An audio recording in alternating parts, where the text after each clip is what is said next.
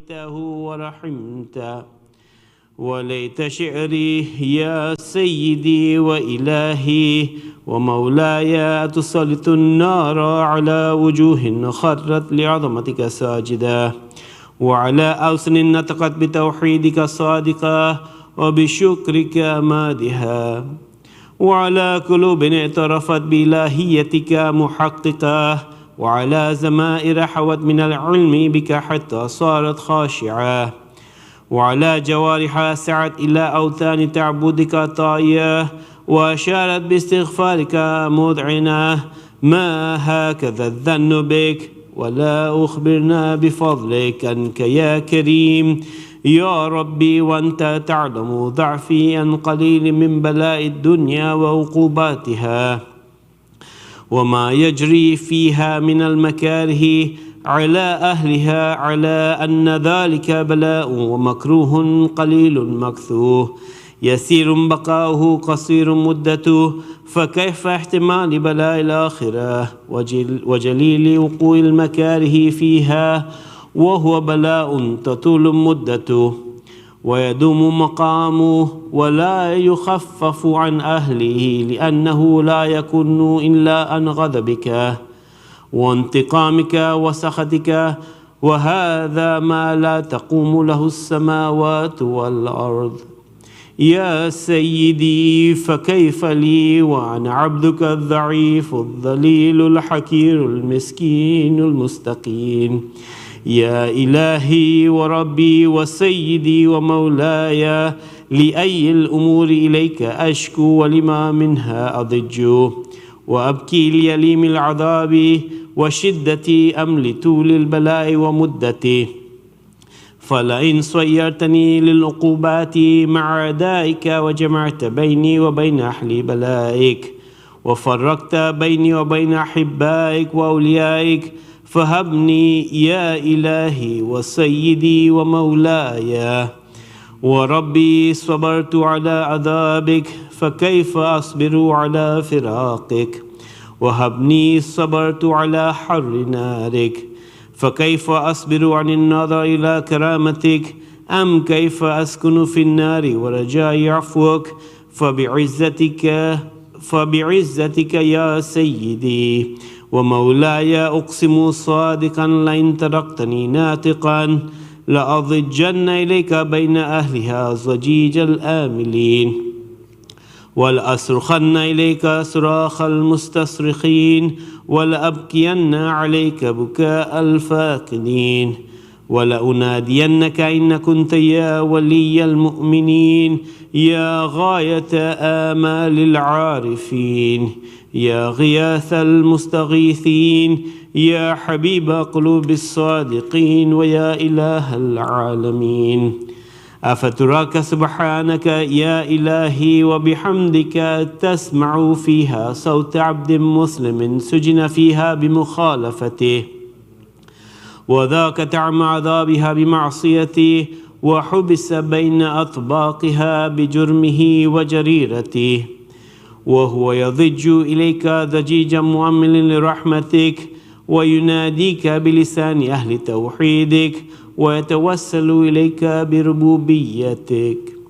يا مولاي فكيف يبقى في العذاب وهو يرجو ما سلف من حلمك، أم كيف تؤلمه النار وهو يأمل فضلك ورحمتك، أم كيف يحرقه لهيبها وأنت تسمع صوت وترى مكانه، أم كيف يشتمل عليه زفيرها وأنت تعلم ضعفه، أم كيف يتقلقل بين أطباقها وأنت تعلم صدقه، أم كيف تصدر زبانيتها وهو يناديك يا رباه، أم كيف يرجو فضلك في عتقه منها فتتركه فيها.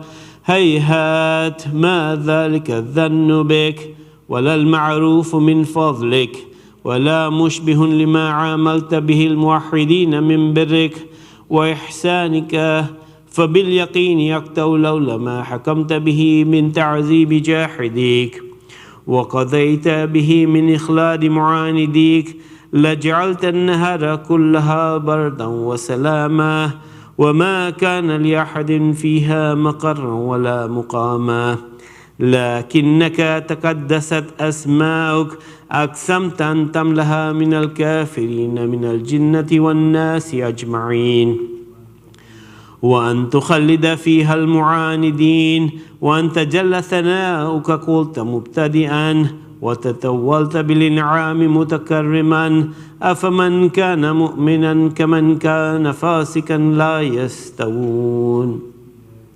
إلهي وسيدي، فأسألك بالقدرة التي قدرتها وبالقضية التي حتمتها وحكمتها وغلبت من عليه أجريتها، أن تهب لي في هذه الليلة وفي هذه الساعة كل جرم أجرمته، وكل ذنب أذنبته، وكل قبيح أسررته، وكل جهل عملته كتمته أو أعلنته، أخفيت أو أظهرته، وكل سيئة أمرت بإثباتها الكرام الكاتبين الذين وكلتهم بحفظ ما يكون مني، وجعلتهم شهودا علي مع جوارح، وكنت أنت الرقيب علي من ورائهم والشاهد لما خفي عنهم، وبرحمتك أغفيت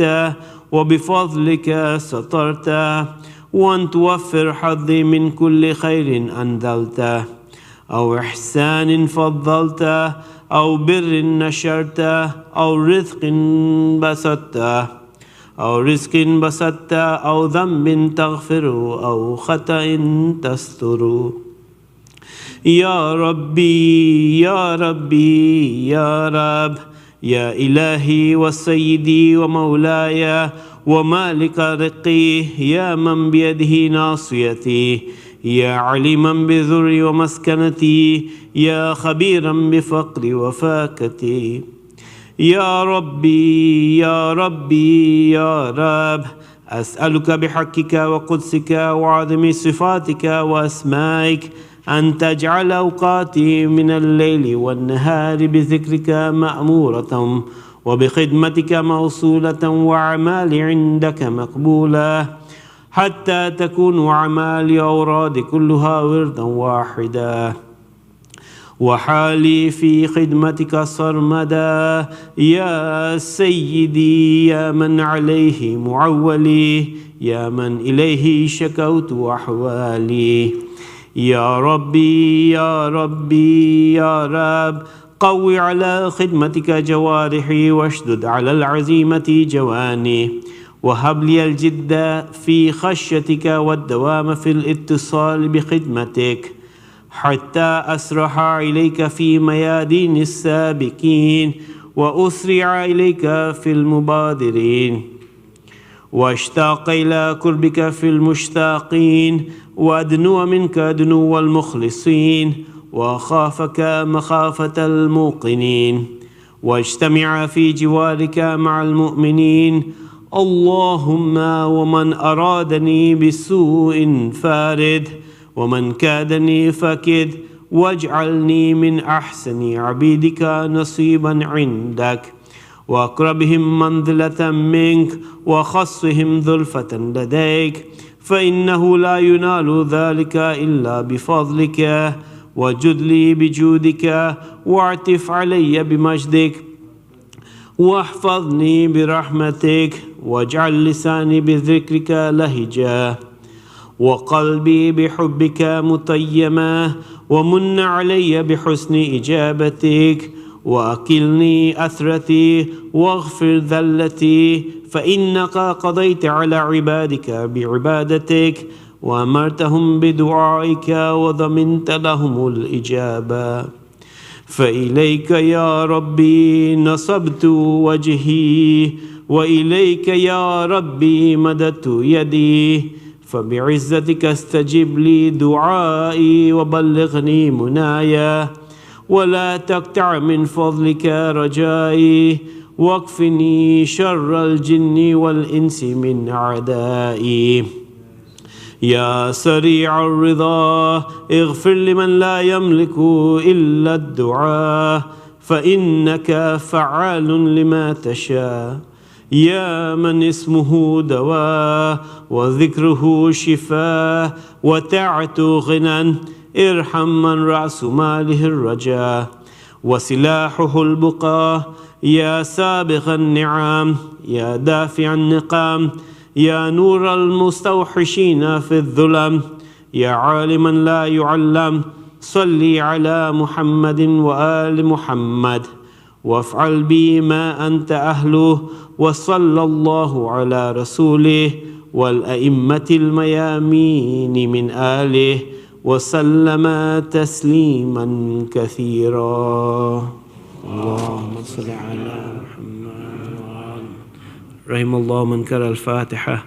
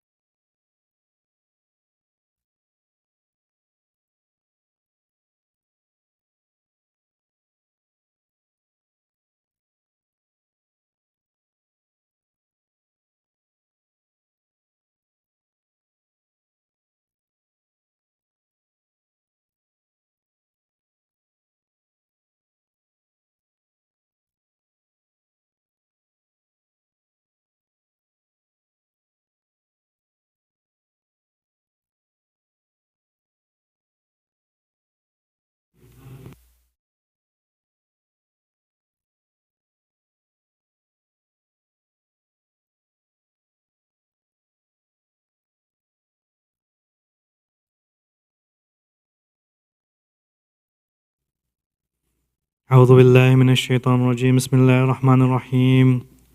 إن الله وملائكته يصلون على النبي يا أيها الذين آمنوا صلوا عليه وسلموا تسليما. سبحان الله والحمد لله ولا إله إلا الله والله أكبر ولله الحمد. الله أكبر الله أكبر الله أكبر الله أكبر. أشهد أن لا إله إلا الله.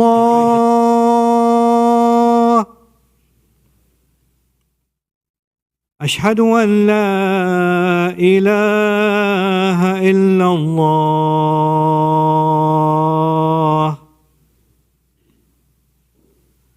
أشهد أن محمدًا رسول الله.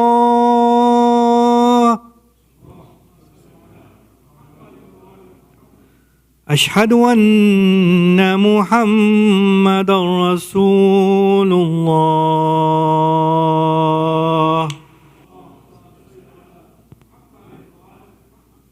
أشهد أن عليًا ولي الله.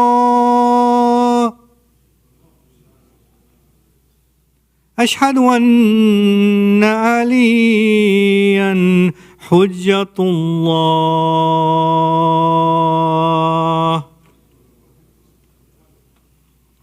هيا على الصلاة. هيا على الصلاة.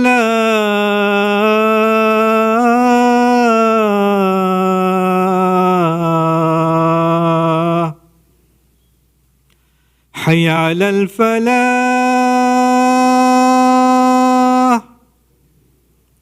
حي على الفلاح.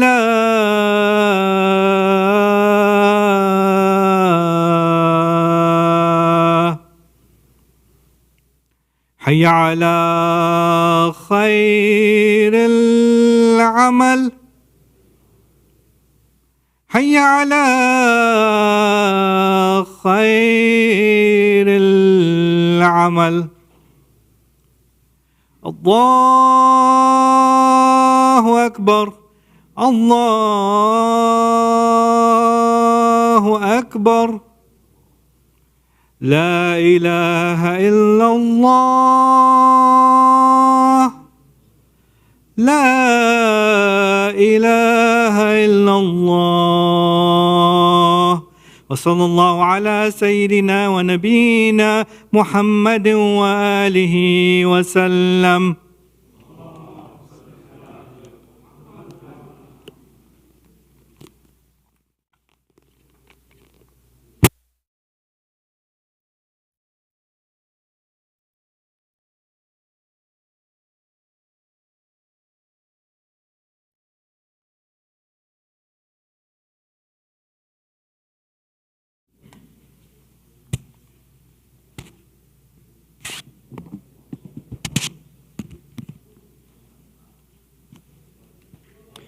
أعوذ بالله السميع العليم من الشيطان اللعين الرجيم. بسم الله الرحمن الرحيم. الله أكبر الله أكبر. أشهد أن لا إله إلا الله. أشهد أن لا إله إلا الله. أشهد أن محمد رسول الله صلى الله عليه وآله وسلم.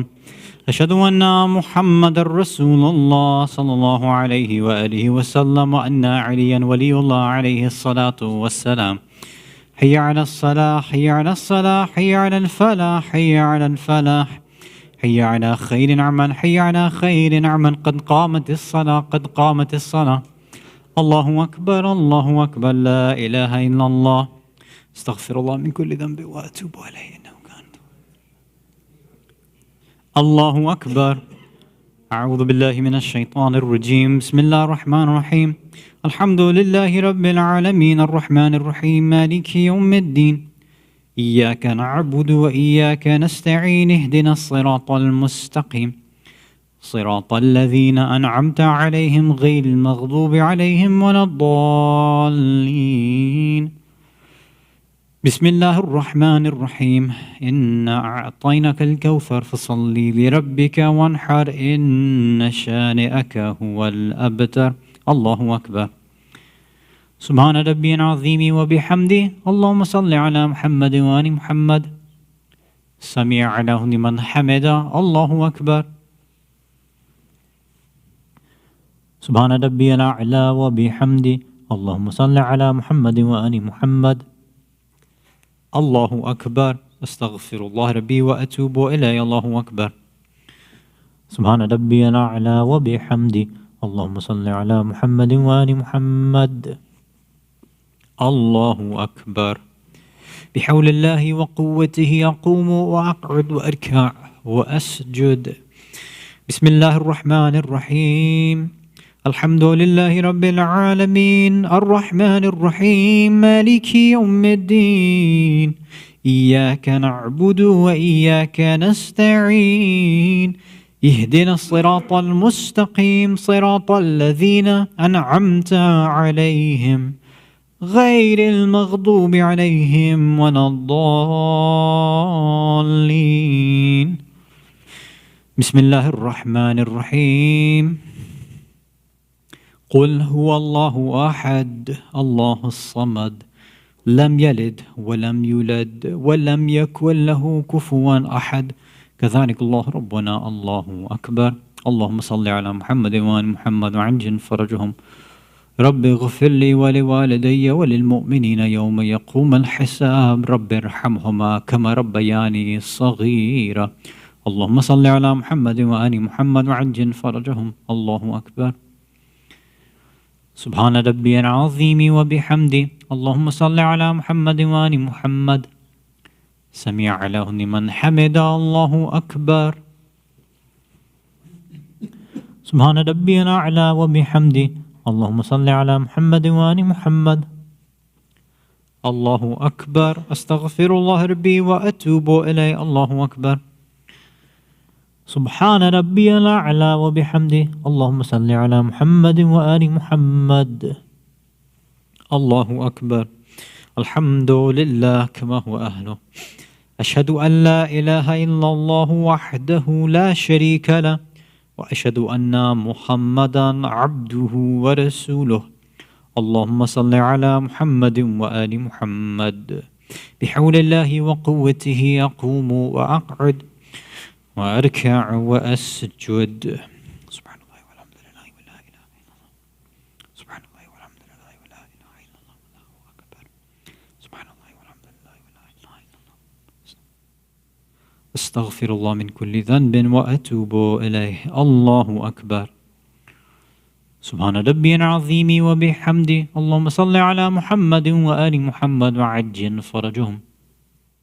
سمع له لمن حمده. الله أكبر.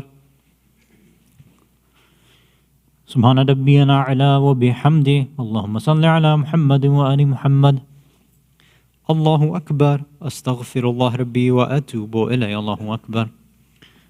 سبحان ربي الأعلى وبحمده. اللهم صل على محمد وآل محمد وعجل فرجهم. إلهي عظم الذنب من عبدك فليحسن العفو من عندك يا كريم. الله أكبر. بسم الله وبالله والحمد لله.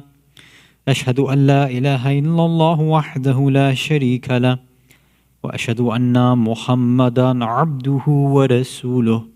اللهم صل على محمد وآل محمد. السلام عليك أيها النبي ورحمة الله وبركاته.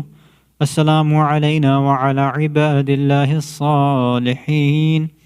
السلام عليكم ورحمة الله وبركاته. السلام عليكم ورحمة الله. الله أكبر. الله أكبر. الله أكبر. بسم الله الرحمن الرحيم.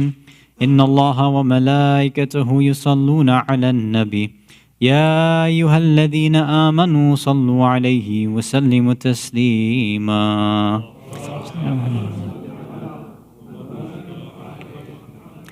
اللهم صل على محمد وآل محمد. اللهم صل على محمد وآل محمد وعجل فرجهم.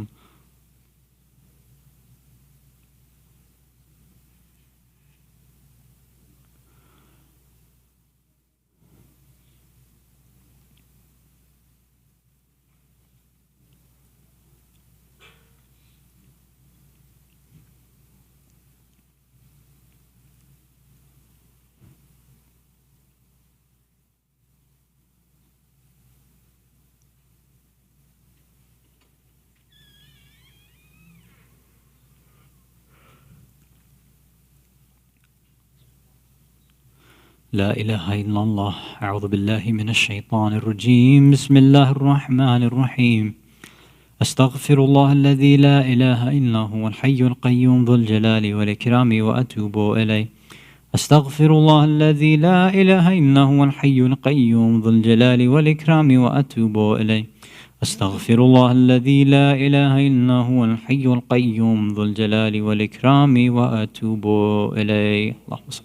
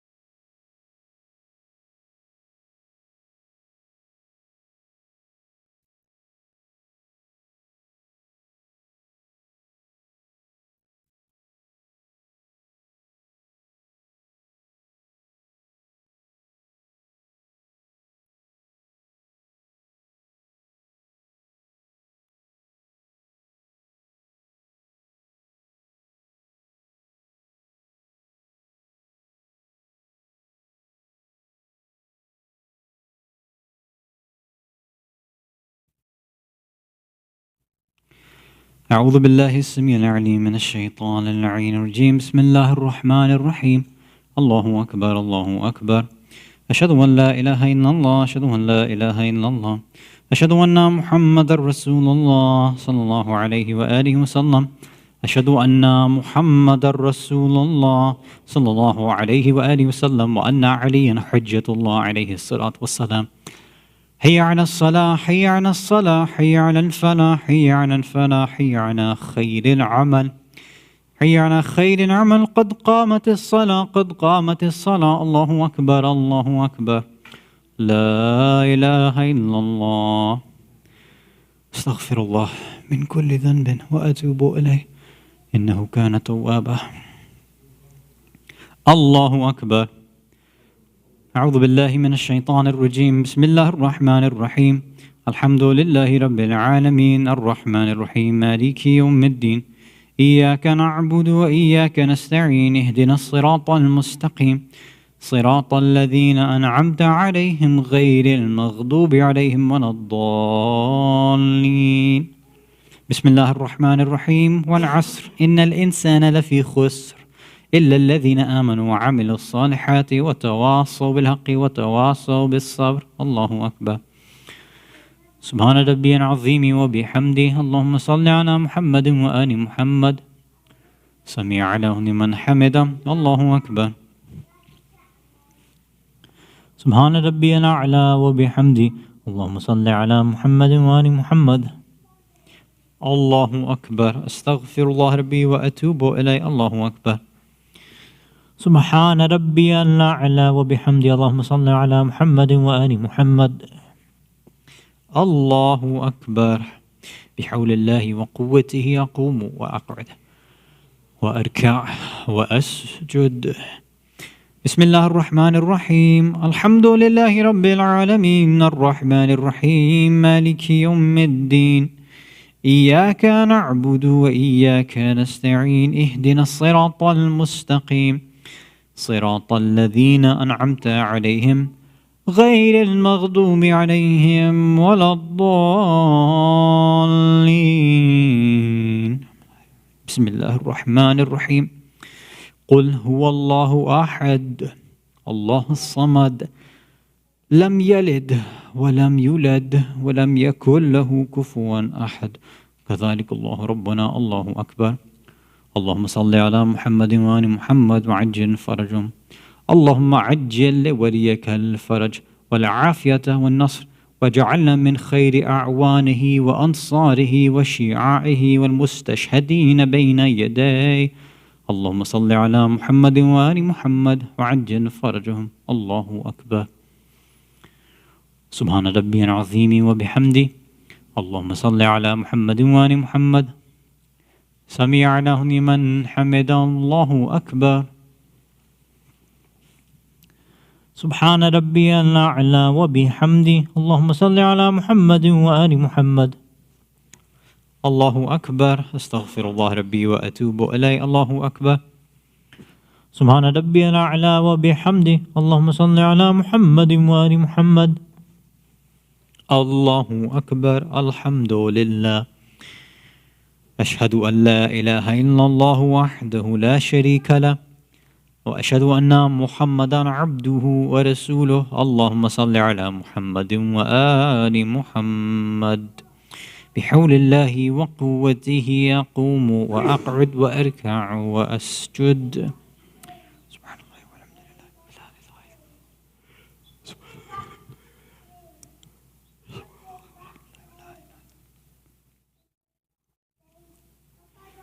أستغفر الله من كل ذنب وأتوب إليه. الله أكبر. سبحان ربي العظيم وبحمده. اللهم صل على محمد وآل محمد. سمع له لمن حمده. الله أكبر. سبحان ربي الأعلى وبحمده. اللهم صل على محمد وآل محمد. الله أكبر. أستغفر الله ربي وأتوب إليه. الله أكبر. سبحان ربي الأعلى وبحمده. اللهم صل على محمد وآل محمد. الله أكبر. بحول الله وقوته أقوم وأقعد وأركع وأسجد. سبحان الله والحمد لله ولا إله إلا الله. سبحان الله والحمد لله ولا إله إلا الله. سبحان الله والحمد لله ولا إله إلا الله. الله أكبر. سبحان ربي العظيم وبحمده. اللهم صل على محمد وآل محمد عجل فرجهم. سمع له لمن حمد. الله أكبر. سبحان ربي الأعلى وبحمده. اللهم صل على محمد وآل محمد. الله أكبر. أستغفر الله ربي وأتوب إليه. الله أكبر. سبحان ربي الأعلى وبحمده. اللهم صل على محمد وآل محمد وعجل فرجهم. لا إله إلا أنت سبحانك إني كنت من الظالمين. الله أكبر. بسم الله وبالله والحمد لله. أشهد أن لا إله إلا الله وحده لا شريك له، وأشهد أن محمدا عبده ورسوله. اللهم صل على محمد وآل محمد. السلام عليك أيها النبي ورحمة الله وبركاته. السلام علينا وعلى عباد الله الصالحين. السلام عليكم ورحمة الله وبركاته. الله أكبر، الله أكبر، الله أكبر، لا إله إلا الله.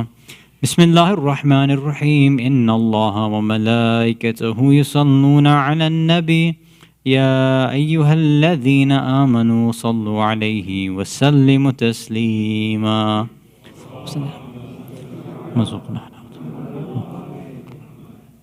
اللهم صل على محمد وآل محمد. اللهم صل على محمد وآل محمد وعجل فرجهم.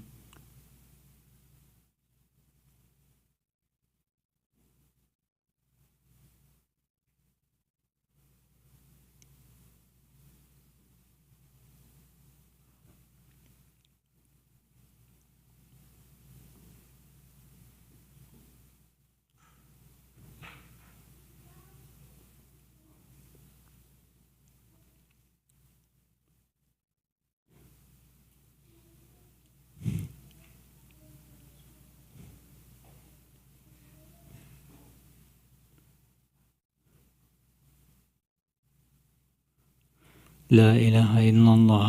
أعوذ بالله من الشيطان الرجيم. بسم الله الرحمن الرحيم. استغفر الله الذي لا إله إلا هو الحي القيوم ذو الجلال والإكرام وأتوب إليه. أستغفر الله الذي لا إله إلا هو الحي القيوم ذو الجلال والإكرام وأتوب إليه. أستغفر الله الذي لا إله إلا هو الحي القيوم ذو الجلال والإكرام وأتوب إليه. اللهم صل على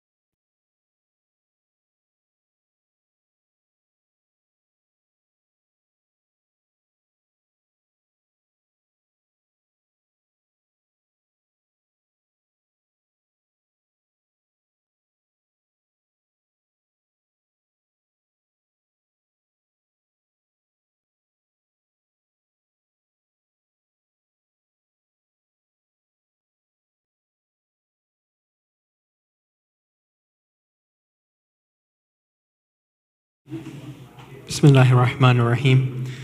Sayyid Hasan, Rizvi, respected elders, dearest brothers and sisters in Iman, Assalamu alaikum, Jamia wa rahmatullahi wa barakatuh. Surah Fatiha is requested for all marhumin listed on the screen, as well as all other marhumin. Surah Mubarak al-Fatiha.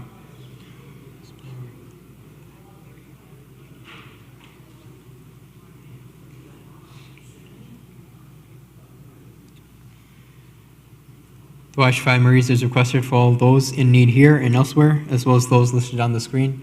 Let us recite together, Bismillahir Rahmanir Rahim.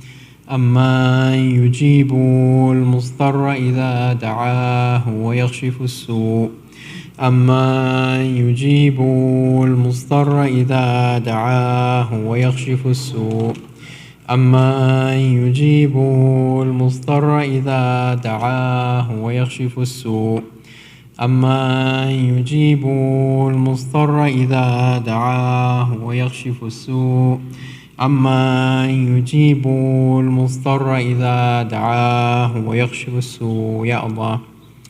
Before tonight's majlis, we have a presentation by Brother Jawad Yusuf Ali regarding the Haydari project.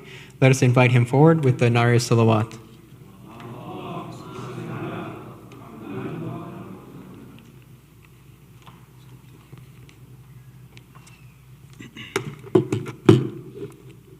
Assalamu alaikum. I want to briefly start by saying that it's an absolute honor to be here, and I appreciate the HIC coordination team as well as you for giving me a few minutes of your time on this Thursday night. Before I start, I want to share something that I personally am grateful for. As a Shia growing up in the West, we are fortunate enough to have the blessing and the freedom to express the love of the Ahlul Bayt in many, many different ways. One of them being majalis, another one being seminars. At HIC here we have talk shows as well. And one of the most common ones is, of course, poetry. Whether it's kushali or wafat, whether it's a kasida or a noha, poetry has always played a very undeniable role in the connection that we have with the Ahlul Bayt. Next slide, please.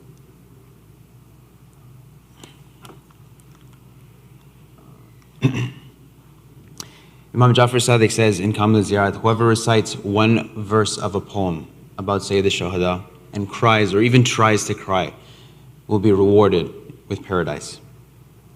This goes to show the importance of the poetry that has been brought down generation to generation. And it started all the way in the time of the Ahlul Bayt. There was many famous poets that created poems that were both happy and sad, that preached the love of the Ahlul Bayt. And the Haydari project is a very simple and humble effort to take full advantage of this blessing. To briefly explain what the Haydari project is, it's essentially a mobile application to bridge the gap between non-native speaking individuals and the poetry that we have held very dear to our hearts for many, many years. The story starts a few years ago, actually, when I began asking friends and family to translate poetry that I was looking to recite. So I would go to YouTube videos and either transcribe it from the YouTube video itself, or I would ask other people to take the write-up and translate it. Reason being is I was always raised with the idea that if you're going to recite something, if you're going to talk about something, make sure you understand it. Make sure you internalize it so that whenever you do speak about it, you can convey the depth and the importance behind it. And over time, people started noticing that I would be using translations. And some people would come to me and say, hey, before you recite, can you just forward that out to me? Can you just make sure that I understand it as well? And over the next couple of years, I noticed more and more that this was a growing need. And I realized it wasn't just myself, someone who unfortunately doesn't speak Urdu as well as I want to, that many people don't understand and are seeking to understand. And I'm sure in this community and communities all over the West, this is a very shared predicament. Come all the way to Muharram of last year, we decided to launch the Haydari project. We talked to a developer in the community. We reached out to other reciters and influencers within the Shia community to see where can we take this initiative.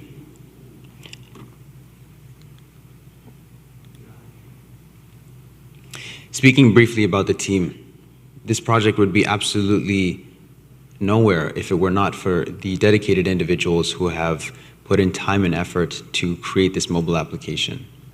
Now, I mentioned that the idea is to bridge the gap between poetry and the non-native speaking individuals. Essentially what it is, it's a database of poems, very similar to an audiobook application or a music app, but minus the music and instead insert poetry, whereby you can go through this application, look for the poems that you've heard many times by popular reciters and even up-and-comers, to see not only what the write-up is, but as well as the translation. And over the last 11 months, we've been continuously growing upon this idea to bring more and more features to the public. Some of them being intelligent search. So we all know that with the transliteration that we use, there's 15 different ways to spell the name Hussein. There's many different ways to spell a lot of the words that we're used to seeing, and so intelligent search is one of those ways to enable users to find the poem that they're looking for.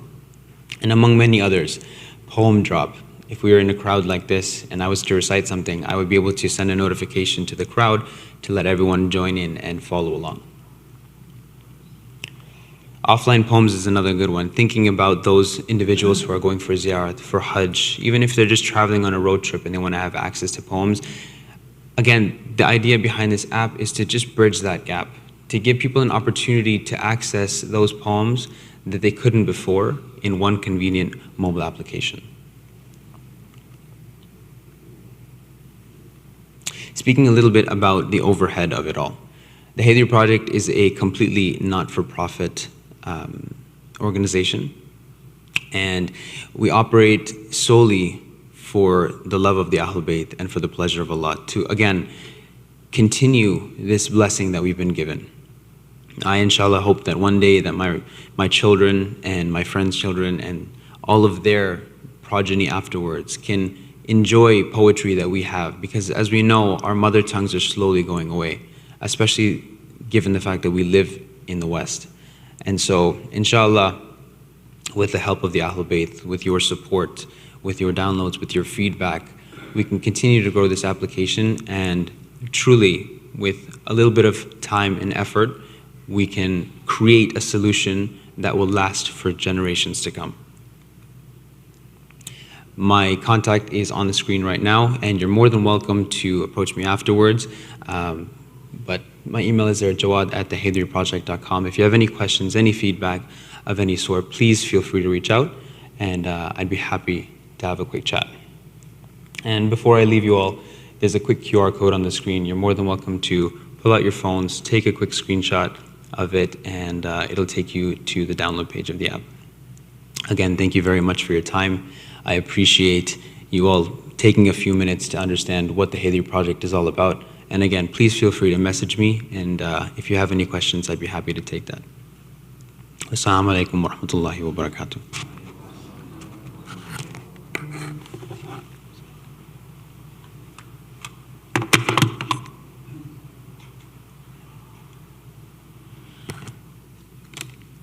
Thank you, Brother Jawad, for that presentation. Let us now invite Sayyid Hasan Rizvi to please come forward for tonight's majlis. For Muhammad wa Muhammad salawat.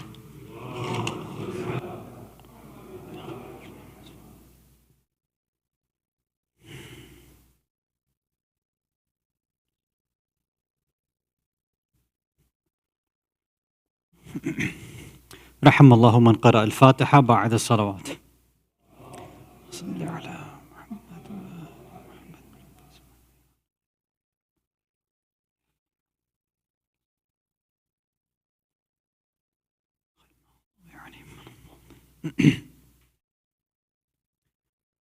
أعوذ بالله السميع العليم من الشيطان اللعين الرجيم. بسم الله الرحمن الرحيم وبه نستعين لا حول ولا قوة إلا بالله العلي العظيم والحمد لله رب العالمين والصلاة والسلام على أشرف الأنبياء والمرسلين خاتم النبيين شفيع المذنبين رحمة للعالمين سيدنا والنبينا أبي القاسم المصطفى محمد اللهم صل على محمد. ثم الصلاة والسلام والتحية والإكرام على أهل بيته الطيبين الطاهرين المعصومين المظلومين ولعنة الله على أعدائهم أجمعين من الأولين والآخرين إلى قيام يوم الدين أما بعد صلوات على محمد وعلى محمد. Mu'mineen, mu'minat, brothers and sisters in Islam and Iman, Salamun alaykum wa rahmatullahi wa barakatuh. We had one question that was put up last week, so we'll go through that before we start our main discussion, inshallah. The person asks, how can one be certain that their thought process is accurate and not fallacious, meaning subject and prone to error? If we can't be certain of this, how can we rely on our fallible aql for basic things, like the examples given in today's lecture? I don't remember what examples they're referencing, but okay. So the idea is, how do you gain certainty in your thought process? So this is a discussion where the science or ilm of mantiq and logic comes in. Or more specifically, if you go deeper than that, you would go to the science of ilm al-ma'rifah or epistemology, as it's known in English. Epistemology is the study of knowledge itself. It's the theory of knowledge. How do you come to know things? How do you justify things? Is there even a such thing as truth and falsehood, or are they just randomly made up terms? Mantiq, or logic, is something that's studied all over as well. And this is that, okay, if you accept the fact that your aql, the intellect, using rational principles, we can get to truth, well, how do we know if something is actually rational and logical or not? So in the science of logic, you would go and discuss that. And there are specific sections that talk about fallacies and arguments too. Right? There's ad hominem attacks, there's red herrings, genetic fallacies. Some of these terms I'm sure you've probably heard before. So for anybody who's interested, you can pick up pretty much any intro to logic book and you can get an understanding of that. So the person's then also saying, if we can't be certain of this, how can we rely on our fallible aql? Well, any process that we undertake is going to have some level of, a range of possible mistakes, right? Plus or minus error. Even mathematics, like the science is foolproof, technically, right? The science or discipline of mathematics, but you and I can make mistakes while we're engaging in it. So you can use an outside source, again, like a calculator, or you check your work and you should know whether you're fine or not. Logic and rationality is the same thing, which will be the subject of our discussion tonight as well. Most people, because they're not trained in the discipline of logic, everything that they think about or everything they hear, they automatically decide that it's rational and logical, which is not the case. One is because you and I are not primed for this, right? We're used to, because of a lot of principles, which we'll talk about, why we don't understand what is rational and logical, what's not. But second, it's that, well, we haven't studied it, so why would we know? There are some things that are obvious, right, that will clearly make sense and are clearly rational. But then there are going to be other things that, these arguments that people make. Like right now, the subject of our discussion is when it comes to the Islamic sciences. Some groups, it's obvious when they say that, God has a body and a face and body parts and all this. We all know, obviously, no, this doesn't make sense. So we toss that out because it's clearly irrational. But there's all these other ideas that seem rational or logical or reasonable and justified, on the surface level.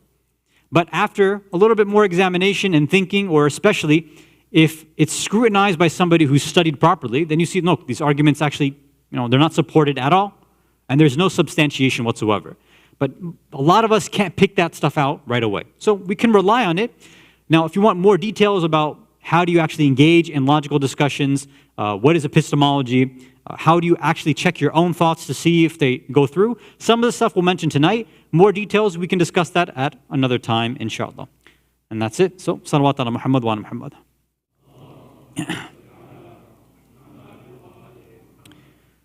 So our topic has been examining God centricity versus egocentricity.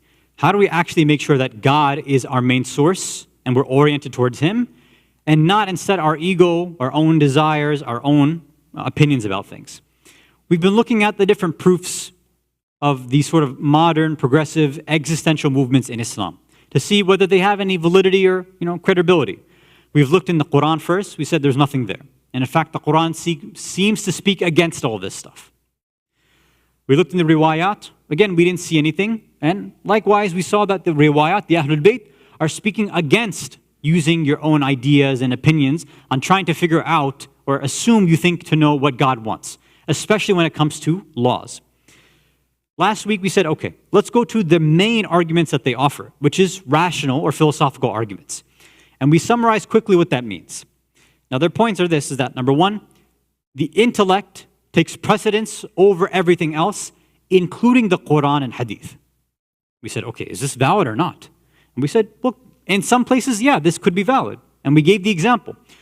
When we look in the Quran, right, as we just mentioned a few minutes ago, and we see a verse that says, Yadullah, the hand of God, or Wajhullah, the face of God.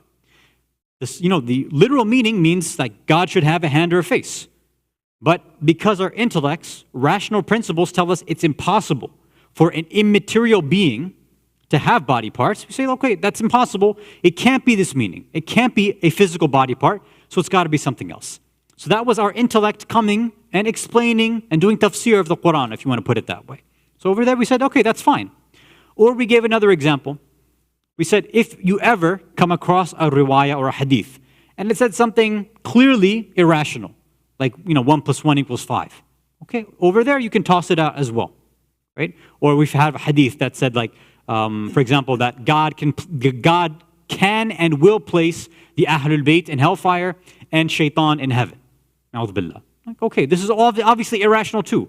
So these kind of things, either we say that, look, the literal interpretation here makes no sense. So we have to either figure out, is there some deeper meaning that we missed? Is there a mistranslation? Or we just toss out the hadith altogether. So yes, we agree. There are definitely some places where our intellect will come, our aql will come and say, no, this idea does not make any sense. We need to reinterpret, reevaluate, or re-examine what's going on here. So this was the first idea. But opening that up a little bit more, we have to understand this. How far does this go, though? Is every time that I look at the Quran, every time I look at a hadith, and in my mind, or somebody makes an argument, and they say, look, this is irrational, this is illogical, this doesn't make any sense to me. And it shouldn't make sense to you, or us as human beings, or especially us as humans in the 21st century. Does that automatically mean that it's a real rational argument? Does that automatically mean now our intellects have decided something, and now we can go and reinterpret or toss out something that's in the Quran and Hadith? So what we want to do now is try to figure out, what are the limits of the aql? What's the limits of the intellect? What are some places where people think that they're using their intellect when it comes to looking at the Quran and Hadith, or even laws in Islam, but in actuality, it's something else. They think they're being rational, but it's not actual rationality. So that'll be our topic for tonight. If you can recite a salawat ala Muhammad wa ala Muhammad.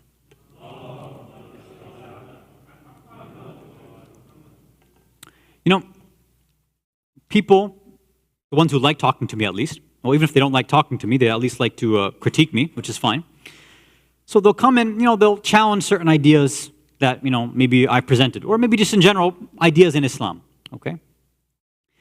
And, obviously the default cliche one is, the people love to still challenge moon sighting and moon wars and stuff, right, to this day. I don't know why, but, people like to do that, and they make their arguments, NASA technology and all this stuff. Like, okay, fine. And they try to justify it, right? They make these analogies like, well, don't we use science when it comes to figuring out the time for namaz? For Fajr we do, for Dhuhr and Asr, for Maghrib and Isha. We use science, we use calculations. Why wouldn't we use it for moon sighting, for that? Faulty, logic. And you might say, is it faulty logic? Well, it is. A lot of these types of arguments are given by people, right? And in our own minds, it might make a lot of sense. And I'm hearing these kind of arguments every single day. It gets tiring sometimes, right, when you hear this kind of stuff. Recently, and I've had this actually happen multiple times, somebody was trying to make the argument to me that Jum'ah is wajib. Everybody should be attending. Like, Jum'ah is wajib? What do you mean Jum'ah is wajib? Like, yeah, Jum'ah is wajib. I said, well, why do you believe that? He said, because Suratul Jum'ah. I said, okay. So, your argument is that Jum'ah, namaz al-Jum'ah, is wajib because Suratul Jum'ah? I said, yeah. I said, okay, fine. Did you also know that it's wajib to eat elephants? I was like, huh? It's like, it's wajib to eat elephants. Well, how do you prove that? Suratul Fil. Like, is that what you're going to do? You're just going to give me the name of a surah and say that something's wajib? Like, what kind of argument is that? Or I've heard people say the same thing in terms of Islam and democracy. Like, yes, Islam and democracy are compatible. So, okay, sure, what's your proof? Surah Shura. What? You're giving me a name of a surah and saying that's your proof? Yeah, it's a surah for, seeking advice and counsel. Like, these are not actual arguments. Now, sometimes because we can't pinpoint this stuff, again, on paper, we don't know how to scrutinize or analyze, so it makes sense. But for people who have studied this stuff, like, no, these are really, really terrible arguments, right? Just to give the name of a surah. Now, some of you might be like, oh, that's a terrible argument. Trust me, I'm sure I've spoken to many of you. You all have some equivalent argument like that you've given me about something. So I guarantee all of us have faulty logic, at some point. Now, the question is this. We have these issues that we make in our logic. How do we know when it's true rational arguments or logical arguments, or if it's something else? So I want to give maybe just 3 clear examples when we might think something's rational, it's a good argument, but it's actually, there's something else behind the scenes. There's something else that's going on. Salawat ala Muhammad wa ala Muhammad.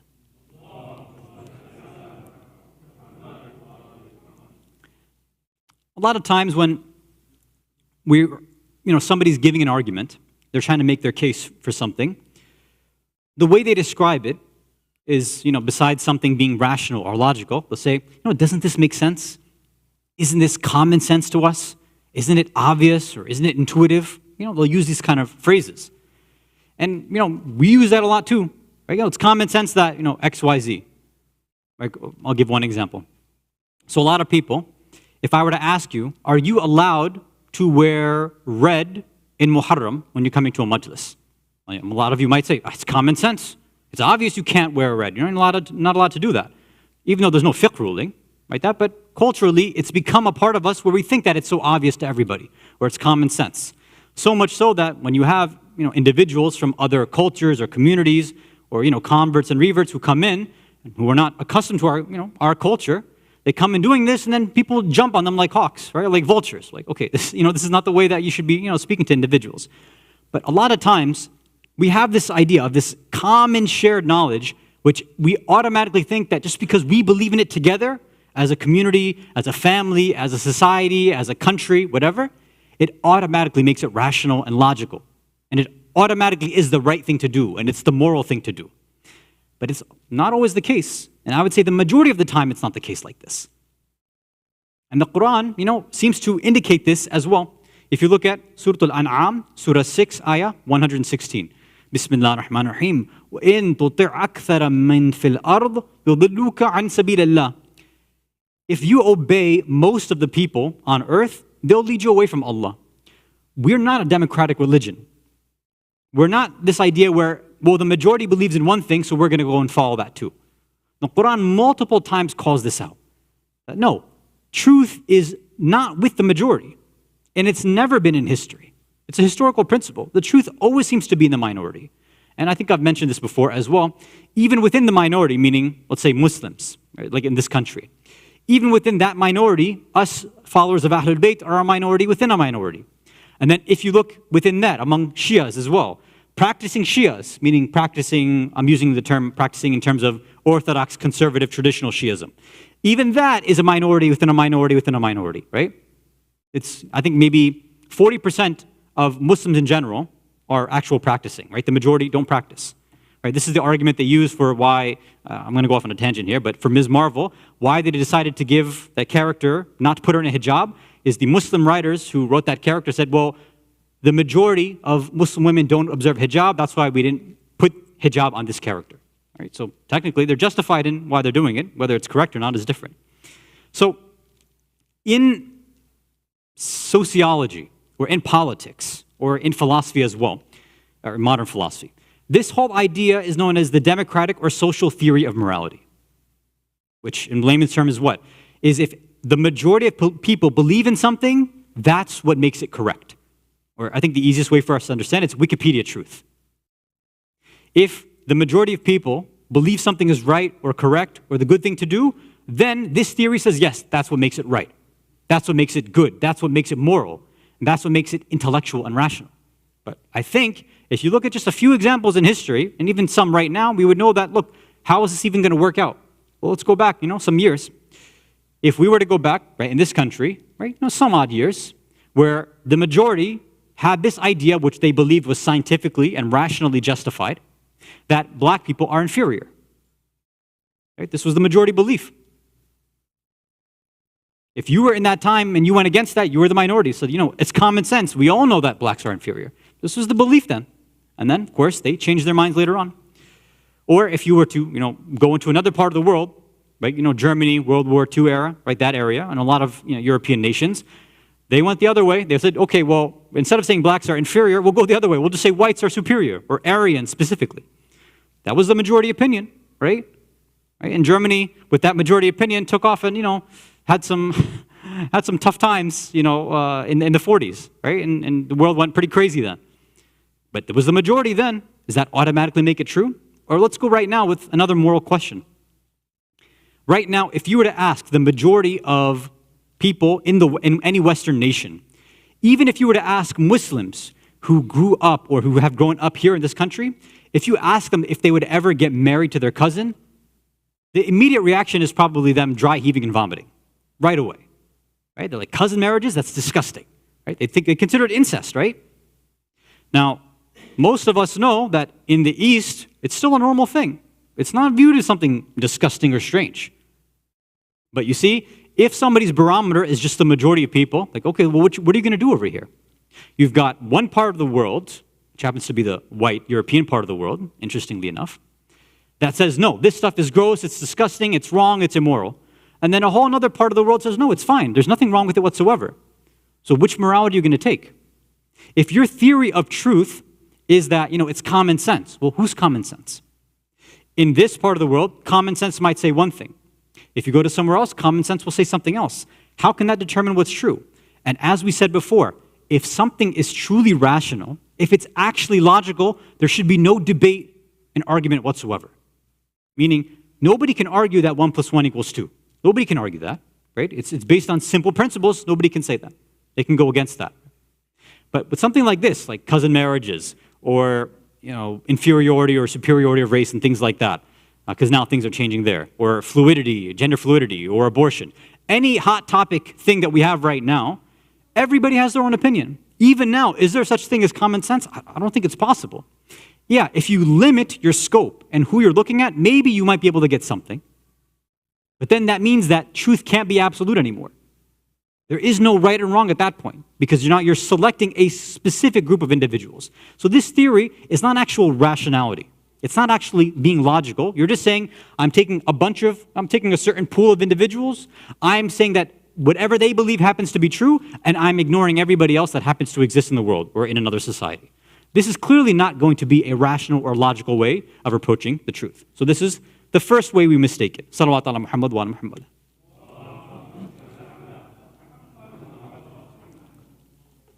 The second one, I think I might have to leave the other one for next week.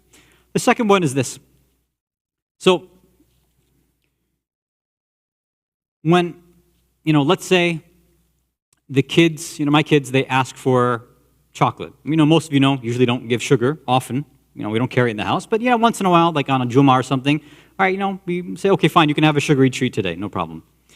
So, sometimes we'll keep, chocolate in the house. And, our two girls will say, okay, can we have a piece? So I'll go and, from a chocolate bar, I'll break 2 pieces off.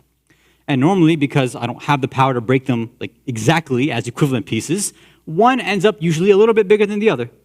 And all the parents know exactly where I'm going with this example right now. So now I present them, and both kids are looking at it. And the eldest, Hamida is looking at it. Hamida, I hope you're not listening right now. And she's looking at it, and looking at both the pieces, and looking at her younger sister, Alia. And she's saying, because Alia is smaller, I think she should get the smaller piece, right? Alia really likes cute small things. Why don't you give her the small one? I'll take the other one. Or, the shape for the other ones is a little strange. I don't think she likes triangles. She's trying to justify her actions, but really what's going on is she's not being just, she's not being rational or logical. She just is being selfish. That's all. She wants the bigger piece, which she's a kid. It makes sense, right? And I've heard many adults do the same thing as well, too. But sometimes we might think we're giving rational, logical reasoning. But what it's actually covering up is our own selfish desires and motives, our shahwa. What we really want, but we are covering it up with what we call pseudo-rationality or logic. So in Surah An-Najm, Surah 53, Ayah 23, Allah says, Bismillah ar-Rahman ar-Rahim, إِن يَتَّبِعُونَ إِلَّا الظَّنَّ. So a lot of people, they follow nothing but guesswork, conjecture, right? Not full logic and certainty, but just guesses. وَمَا تَهْوَى الْأَنفُسِ. And the only thing that they actually go is they're following their nafs, they're following their desires, that's it. So sometimes we're thinking, yeah, this makes sense, it's rational. Maybe it's actually because it's supporting what you actually like in the first place. Think about that. If we're talking about the idea, and we mentioned this, I think, a month or so ago. If we're talking about the idea of shaking hands with non-mahram, right? Because some people, they're like, it makes it very, very difficult to engage in, customer-client business relations. If I can't shake the hands of my clients or my customers, it's a problem. Or if I go for an interview, it makes it awkward to not be able to shake hands with the non-mahram, right? Like, what am I going to do? So some people, they have this in their mind, right? They're like, I might lose contracts, I might lose money because of this. So now when they end up finding certain scholars or speakers, whatever, that allow it, they're like, the arguments are really rational that they gave. I'm like, come on, man, who are you playing? No, you're doing it for your own benefit. You're not doing it because the arguments are good at all. And I guarantee you probably haven't even read the arguments in the first place. I guarantee that. And this is usually the case because when I ask people, and I've asked some people, honestly, why are you following these liberal and progressive scholars? I want to know. And they say, look, honestly, it's making my life easier. Not having to wear hijab just makes, my life easier. Not having to keep a beard makes my life easier. Although I don't understand. I mean, that was back in the day. Now, it's weird to not have a beard, I'd say. But, not being able to, shaking hands with non-mahram, that makes life easier. Or rules on, being able to have a little bit of water while you're fasting, that makes fasting easier. Or, everything that they talk about, you see that it just makes life easier. Now, again, there's nothing wrong with making your life easier necessarily if this stuff is given permission by Allah. And Allah gives us a lot of ease. Sometimes I find that religious individuals are more strict. They're stricter than God Himself. And I'll give you a clear example in fiqh, if you can recite a salawat ala Muhammad wa ala Muhammad. Okay, this happens to everybody. And I grew up like this in a very paranoid house. You walk into the bathroom. This is a reason why a lot of people keep sandals and chappal and things like that in their bathrooms, right? You walk in there and the floor is wet in the bathroom. You step, your foot gets in, whatever's wet. Now what happens? Is your foot najis or not? No, it's not najis. Okay, but what if that liquid on the floor is yellow? Then what? Yeah, it's najis, right? No, it's not najis. No. Look, we have a principle of asalatul tahara. The principle of tahara, meaning every single thing that you come across is tahir. It's pak until you have yaqeen and certainty otherwise. That's how God made it easy for us. We made it more difficult. If you walk into the bathroom and you see a yellow pile of liquid on the floor, unless you saw somebody have an accident or really, have bad aim or whatever happened in the bathroom, unless you see that yourself and have absolute certainty, then that's not najis. Because why? Well, you can say, it's possible somebody came in here with a bottle of lemonade and they spilled it. No, it could have happened, right? Or, I don't know, maybe one of your kids grabbed some yellow food dye and dropped it on the water. Anything could have happened. You don't have certainty that that's urine. You don't have certainty. The same thing, right? And the food one, don't worry, we'll talk a lot because that's really where you care. You don't care about this, you care about food. Whoever's in the kitchen, however stuff is getting made or mixed by whichever person, whether they're Hindu, it doesn't matter. Unless you are physically watching them cook the stuff and you see najasat go in there, then you're fine. You don't have to, it's okay to eat. And you're not supposed to go into the back of the kitchen. You don't have to watch for this stuff. If you want to do ihtiyat, that's your choice, but the religion doesn't really say anything like that. The fiqh at least doesn't say anything like that. Akhlaq, irfan, that's a different discussion. But in terms of fiqh, look, if you haven't seen najasat go somewhere, if you're not absolute certain, then you're fine. It's not a big deal. So sometimes, this is what happens. Because we misunderstand rules or we go beyond the rules, we make the religion more difficult. And then if a liberal or a progressive comes and swoops you off your feet and says, well, guess what? I've got the easy religion for you. Well, okay, I get it, but maybe the actual orthodox position was liberal in the first place, but maybe you didn't understand that position. Now, this idea of being, let's say, strict on the nafs and not being so open and following your desires, this is something that even ulama followed when it comes to deciding and creating and passing their fatwas. Let me give a story from Alama Hilli before we end. If you can recite a salawat ala Muhammad wa ala Muhammad.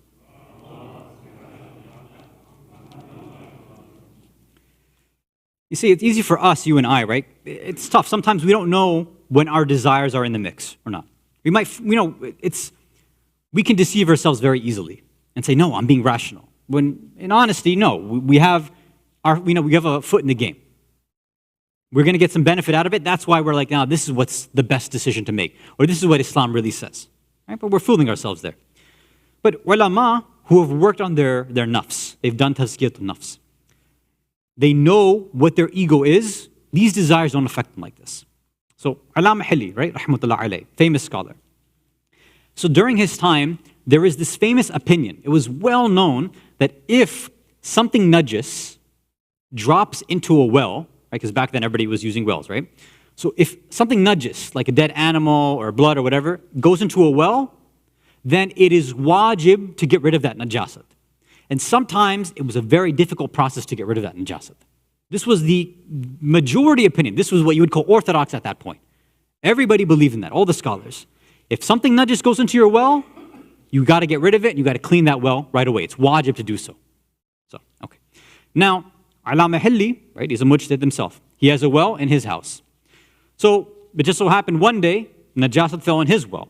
So he says, okay, I'm a mujtahid, I can't follow what everybody else says, I have to do my own research. So he opens up all his books. He's looking at all the different past fatwa, the research, the books, the Quran, riwayat, everything. Everything's in front of him. And he's trying to figure out, okay, what is the truth here? While he's doing this, right, he's trying to figure out, is it actually wajib? Do I have to remove this najasat or not? Or is it not wajib? Maybe it's makruh, maybe it's mustahab, maybe something else, but he has to figure it out himself. He's a mujtahid. He can't follow somebody else. He's got all his evidence there. As he's going through this process, he notices within his heart. He's cognizant of himself. He says, you know what? Right now, I just noticed that my heart wants this to not be wajib. It wants the fatwa, it wants the conclusion to not be wajib. Why? Because it's to my benefit. Because right now, if I figure out that it's not wajib, it's to my benefit because I won't have to clean my well. The minute he realized this, he said, I can't continue this research now. If I continue this, there's a very strong chance that my research is going to be biased. He's like, and a mujtahid must be objective when they're going through these things. I always get surprised when people think that, oh, these mujtahids, they don't know what they're talking about, or they're chauvinists, and they're sexist, and misogynist, this and that. I'm like, this is what mujtahideen do. They throw out all their opinions outside. It's not just something they come up with like this. They are examining their soul and their nafs, saying, look, what involvement do I have in this or not? So Allama al-Hilli saying, look, I've got a foot in the game here. I can benefit from this. He said, so my heart wants this to not be wajib. So he says, you know what? He stopped his research right there.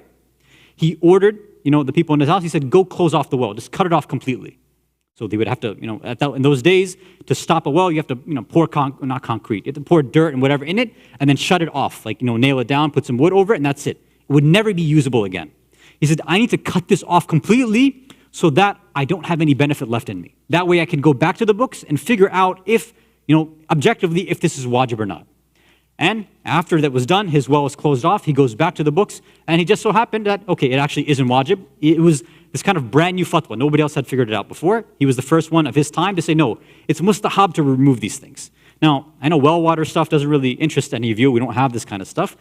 But the whole point of the story, I hope you get, that even for a mujtahid, at this level, the minute he saw a little bit of his nafs and his ego involved in this, he said, you know what? I can't research anymore. Imagine if all of us were like this too, of all these issues, whether it's hijab, whether it's this whole idea of unity, whether it's money-related stuff like khums and donations and all these other ideas where everybody has their feet in the game, and you stand to benefit from it. Can you honestly say to yourself that I'm objectively, rationally looking at this completely? No. If we're being honest, we would look within and say, look, do I have a benefit in this or not? If I can benefit from this, that means my ego might be involved. If that's the case, then I need to try to remove that benefit somehow and try to be objective, or I need to go to somebody else who has no say in the game whatsoever. Like, so for example, if you ask me about the ruling on Sahm Sadat for khums, well, I might say, look, I got skin in the game, right? You can't ask a Sayyid about Sahm Sadat, because I stand to benefit from that. So go ask a non-Sayyid about Sahm Sadat, and if they say that Sayyid is supposed to get it, then you'll know that it's probably true. But if you ask me, I'll say that all the khums should go to a Sayyid, and that's going to be, obviously, a biased opinion. And of course, we'll end here with one hadith from Amir al-Mu'mineen, Ali ibn Abi Talib, alayhi salatu wassalam. Allahumma salli ala Muhammad wa Muhammad. He's reported to have said, La aqla ma'a shahwa. You cannot be rational. You can't have an aql when there's shahwa involved. The minute your desires are there is no being rational. There is no being logical. Your intellect is now submitting to the desires of your ego and your carnal needs and what your wants. So there's another reason or faulty logic. Inshallah, we'll leave that for next week. Salawat ala Muhammad wa ala Muhammad. We find this same sort of broken, faulty logic, or this idea of desires overcoming the enemies of the Ahlul Bayt throughout history. And especially we see this in Karbala, where the hearts of these individuals had been so corrupted. Their aql had been pretty much next to nothing. And these people had been so depraved that when they're ordered by Umar ibn Sa'ad la'anatullah alayh, to perform these heinous actions, they perform it without question. Umar ibn Sa'ad orders that Harmala should shoot an arrow at the throat of a 6-month-old. Can any human being follow an order like this? Only if desires overtake your intellect can you follow an order like that. When he gives the order for the bodies of the Ahlul Bayt and the Ashab to be trampled, right away people volunteer and say, yes, let me go trample. How is it possible for Muslims to follow an act like this? When he orders them to burn the tents with the women and children inside, how is it possible for somebody with an intellect to follow an order like this? And when you see these individuals coming to Sakina and seeing those earrings on her ears, grabbing them, not even asking, and ripping them off and causing her ears to bleed, this is where we see what happens when the desires of the nafs overtake someone's intellect. على لعنة الله على قوم الظالمين وسيعلم الذين ظلموا أي منقلب ينقلبون إنا لله وإنا إليه راجعون رضا بقضائه وتسليما لأمره صلوات على محمد وعلى محمد. Let's go on to our quiz, inshallah. Okay, so assalamu alaikum to everybody. So we have dua after asr.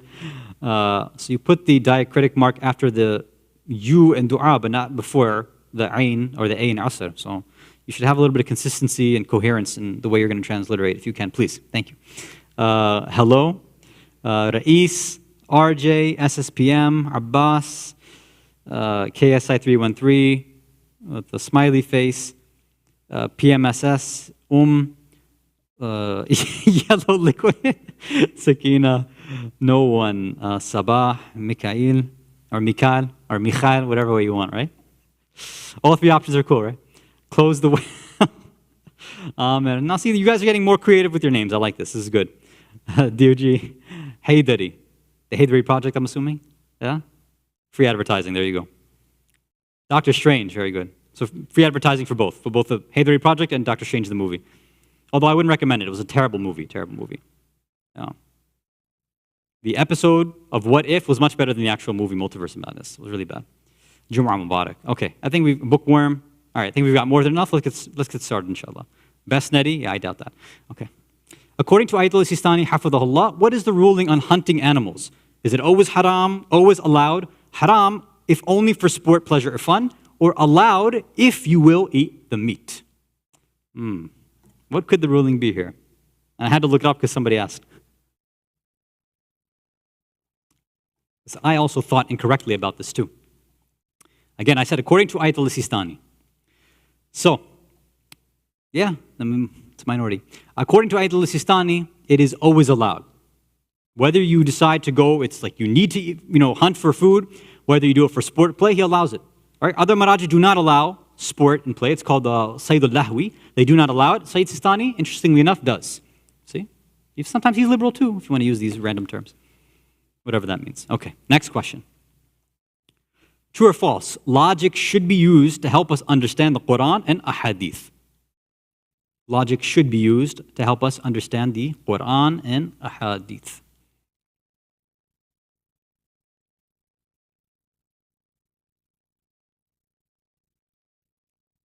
%74% of you got it. 26% of you have broken my heart once again, as usual.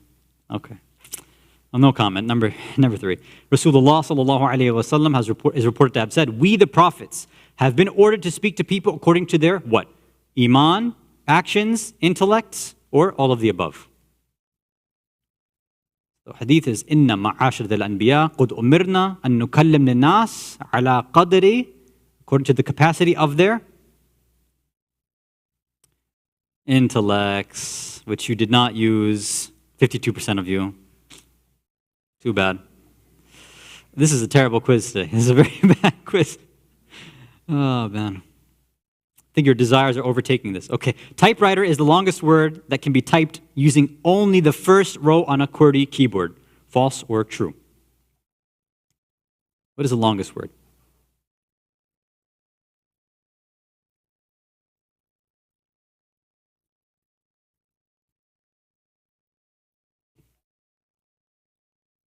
I think most of you just probably guessed, right? Yeah. Yeah, it's true. Interestingly enough, typewriter. Did more of you? Yeah, as usual, more of you got that question than the other ones. Okay, Jumu'ah Mubarak. Yes, it really is a Jumu'ah Mubarak for you because you're the only one who got 4 out of 4. Although it took you a while to get them, but it's okay, right? 1 minute and 11 seconds. Surprised that you knew the ruling too on Sayyid Sistani there. SSPM, 3 out of 4, 31 seconds. Quick, but I guess missed one. Dr. Strange, good job. Hello and dua after Asr, also 3 out of 4. And pretty quick in their answers. Okay, inshallah, hopefully we'll see you all for Sunday Salat, Fajr, 5:45 a.m. And we will see you for the Majlis, the Shahadat of Imam Muttaqi alayhi salam on Tuesday night. Walhamdulillahi Rabbil Alameen, wa sallallahu ala Sayyidina Muhammad wa ala Ahl Baytihi at-Tayyibin at-Tahirin.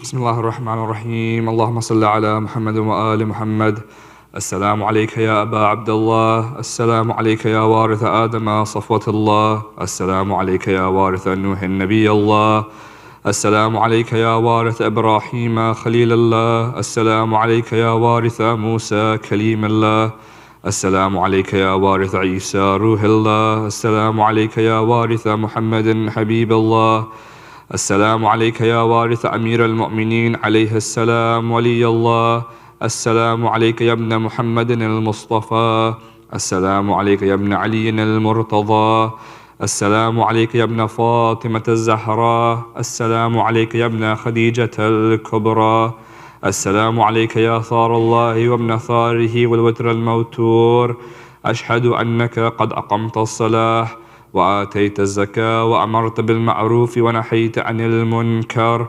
وأطعت الله ورسوله حتى أتاك اليقين فلعن الله أمة قتلتك ولعن الله أمة ظلمتك ولعن الله أمة سمعت بذلك فرضيت به يا مولاي يا أبا عبد الله أشهد أنك كنت نورا في الأصلاب الشامخة والأرحام المطهرة لم تنجسك الجاهلية بأنجاسها ولم تلبسك بمدلهمات ثيابها وأشهد أنك من دعائم الدين وأركان المؤمنين وأشهد أنك الإمام البر التقي الرزي الزكي الحادي المهدي وأشهد أن الأئمة من ولدك كلمة التقوى وأعلام الهدى والأروة الوثقى والحجة على أهل الدنيا وأشهد الله وملائكته وأنبياءه ورسله أني بكم مؤمن وبيا بكم موقن بشرائع ديني وخواتيم عملي وقلبي لقلبكم سلم وأمري لأمركم متبع صلوات الله عليكم وعلى أرواحكم وعلى أجسادكم وعلى أجسامكم وعلى شاهدكم وعلى غائبكم وعلى ظاهركم وعلى باطنكم السلام عليك يا ابن رسول الله. السلام عليك يا ابن نبي الله. السلام عليك يا ابن أمير المؤمنين. السلام عليك يا ابن الحسين الشهيد. السلام عليك أيها الشهيد وابن الشهيد. السلام عليك أيها المظلوم وابن المظلوم. لعن الله أمة قتلتك، ولعن الله أمة ظلمتك، ولعن الله أمة سمعت بذلك فرضيت به. السلام عليكم يا أولياء الله وأحباءه. السلام عليكم يا أصفياء الله وأوداءه. السلام عليكم يا أنصار دين الله. السلام عليكم يا أنصار رسول الله. السلام عليكم يا أنصار أمير المؤمنين. السلام عليكم يا أنصار فاطمة سيدتي نساء العالمين. السلام عليكم يا أنصار أبي محمد الحسن بن علي الولي الزكي الناصح. السلام عليكم يا أنصار أبي عبد الله. بأبي أنتم وأمي طبتم، وطابت الأرض التي فيها دفنتم، وفزتم فوزا عظيما، فيا ليتني كنت معكم فأفوز معكم. السلام عليك يا أبا الفضل العباس ابن أمير المؤمنين. السلام عليك يا ابن سيد الوصيين. السلام عليك يا ابن أول القوم إسلاما وأقدمهم إيمانا وأقومهم بدين الله وأحوطهم على الإسلام. أشهد لقد نصحت لله ولرسوله ولأخيك، فنعم الأخ المواسي. فلعن الله أمة قتلتك، ولعن الله أمة ظلمتك، ولعن الله أمة استحلت منك المحارم وانتهكت حرمة الإسلام. فنعم الصابر المجاهد المحامي الناصر، والأخ الدافع عن أخيه المجيب إلى طاعة ربه الراغب فيما زهد فيه غيره من الثواب الجزيل والثناء الجميل. وألحقك الله بدرجة آبائك في جنات النعيم. السلام عليكم يا جميع شهداء كربلاء ورحمة الله وبركاته. السلام عليك يا غريب الغرباء السلطان أبا الحسن علي بن موسى الرضا. كن شفينا وشفي والدينا في يوم الجزاء ورحمة الله وبركاته. السلام عليك يا مولانا يا صاحب الأسر والزمان. الأمان الأمان الأمان. السلام عليك يا خليفة الرحمن. السلام عليك يا شريك القرآن. السلام عليك يا كعبة الإيمان. السلام عليكم ورحمة الله وبركاته.